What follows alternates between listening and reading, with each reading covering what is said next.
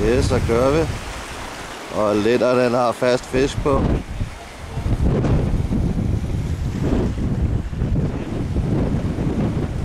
Det er ikke en stor fisk, men den er der i det hårde vejr her.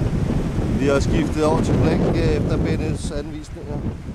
Han har fået 3 fisk og smidt et par stykker.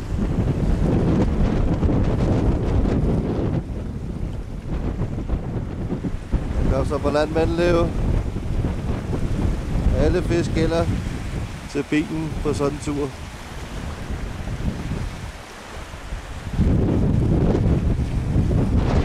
Det ser virkelig koncentreret ud. Op med nettet. Eller catcher, som vi også kalder det.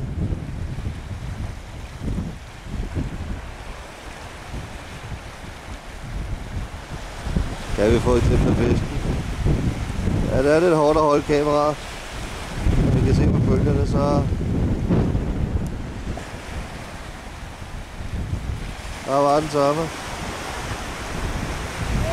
Og bingo!